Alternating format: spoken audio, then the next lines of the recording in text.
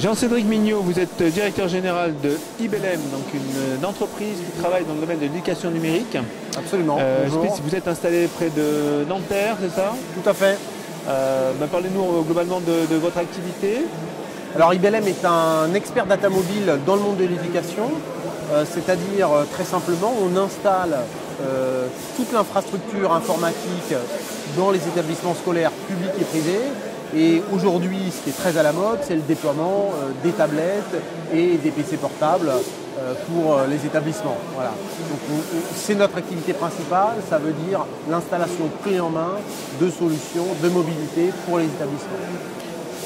Donc vous êtes aussi un intégrateur, c'est-à-dire qu'en gros on vous demande à la fois d'amener du matériel mais aussi les ressources numériques pour préparer la masterisation des tablettes ou des PC. Oui, absolument. Alors la valeur ajoutée, effectivement, elle est là, c'est-à-dire qu'on intervient en amont sur la phase conseil technique et pédagogique.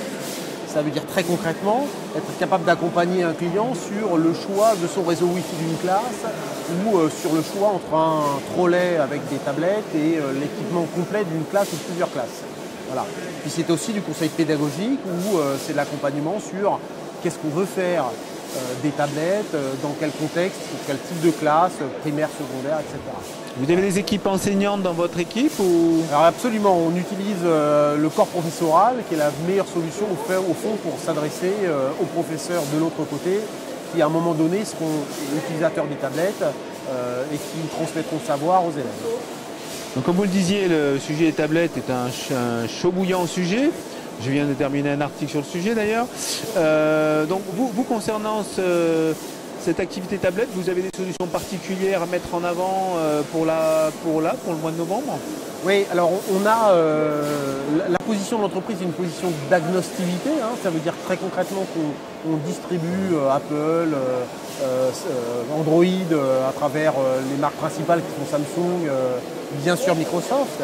Aujourd'hui, une nouveauté qui est intéressante, que l'on est en train de pousser sur le marché, qui est l'offre de Samsung, qui s'appelle Samsung School ou Smart School, dépendamment, et qui est innovante parce qu'elle permet à un professeur de créer une classe virtuelle avec une tablette professeur, une tablette élève. Donc le professeur administre la tablette, projette le travail de l'élève et le corrige en live. Donc ça c'est assez intéressant, très Samsung déjà existant. En général, vous proposez ces solutions associées avec des tableaux blancs interactifs ou est-ce qu'on peut utiliser une tablette selon vous sans TNI en classe? C'est toute la question. En fait, on a autant de projets différents qu'il y a d'établissements.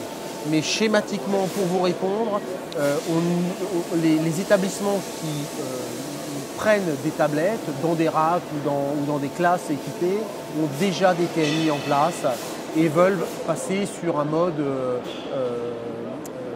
plus interactif au fond.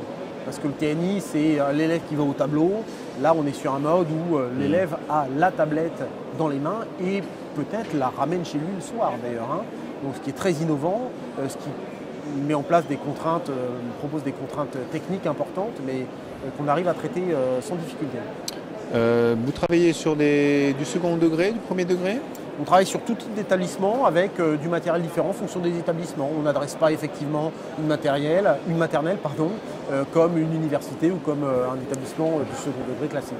D'accord. Est-ce qu'on vous pose la question du Wi-Fi dans l'établissement? C'est une tablette forcément. Bien sûr. C'est mobile, donc sans Wi-Fi c'est plus compliqué. C'est quoi la réponse que vous donnez? Sur notre capacité à installer du Wi-Fi? Du Wi-Fi, la gestion, puis aussi les dangers possibles de ce type d'onde. Alors sur les dangers, c'est un peu une réponse de Normande, mais au fond on a tous des box Wi-Fi à la maison. L'essentiel pour nous c'est de mettre en place des boîtiers Wi-Fi dont les normes ne soient pas supérieures à celles utilisées chez tout à chacun. Ça c'est le premier point. Ensuite on met à disposition du matériel Wi-Fi qui est déconnectable. Ça veut dire que sur les chariots que l'on met à disposition, dans lesquels il y a ces tablettes en rack, la borne Wi-Fi peut être éteinte. Le professeur a fini sa classe, il éteint la borne. Voilà. Et puis au-delà de ça, ensuite quand on installe des équipements complets de classe, on fait en sorte d'avoir les bornes Wi-Fi qui soient à distance raisonnée ou raisonnable des têtes blondes dans les classes. Voilà. Ok, bah écoutez, Jean-Cédric Mignot, donc pardon, d'IBLM, donc je vous remercie pour ces informations sur votre activité. Merci à vous, merci à Ludovia.